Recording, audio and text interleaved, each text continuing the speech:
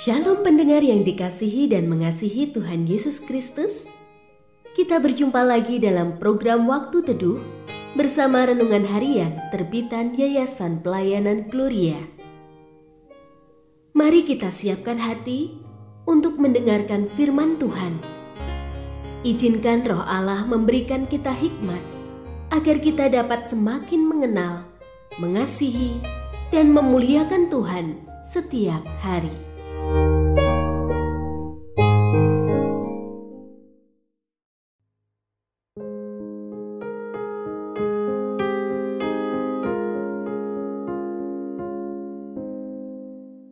Bagian firman Tuhan yang akan kita baca hari ini adalah dari Yesaya pasal 9 ayat 1-6.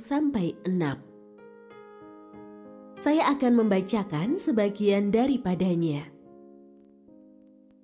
Sebab seorang anak telah lahir untuk kita, seorang putra telah diberikan untuk kita. Tampuk pemerintahan ada di atas bahunya, dan namanya disebut orang, Penasehat Ajaib, Allah yang perkasa, Bapa yang kekal, Raja damai.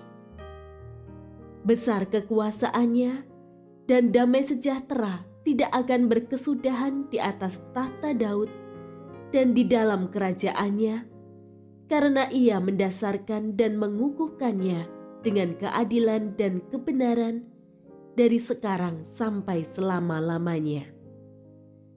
Kecemburuan Tuhan semesta alam akan melakukan hal ini.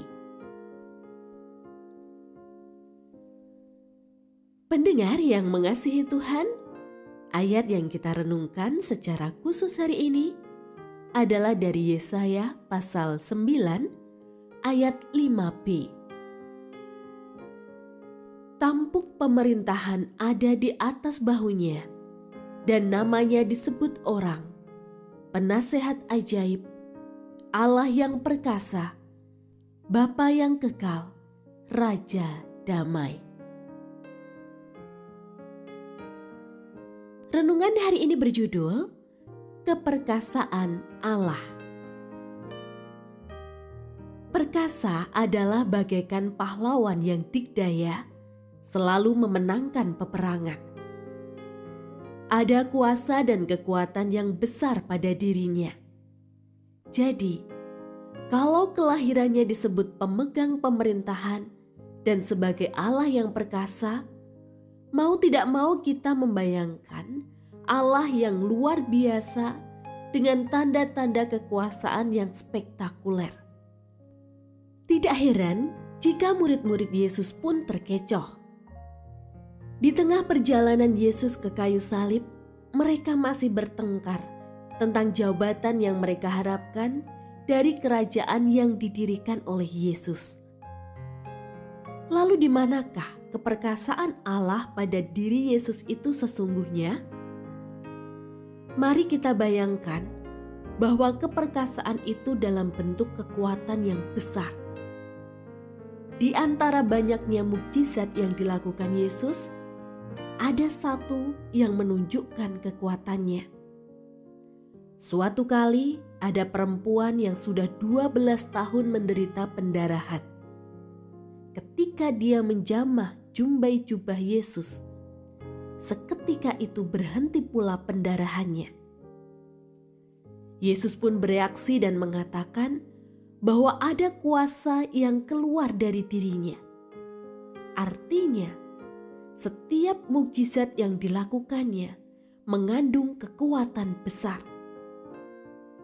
Kuasa besar itu sudah terjadi pada penciptaan alam semesta yang begitu luas, kompleks, dan teratur hanya melalui satu firman Allah.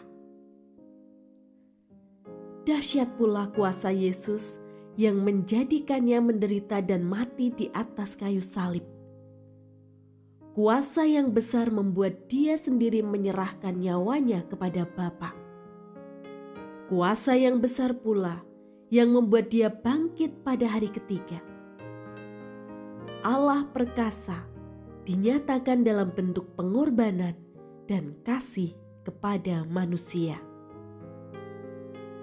kedahsyatan Allah yang perkasa dalam diri Yesus diwujudkannya dalam kerendah hatian. Mari senantiasa memuji dan memuliakan nama-Nya.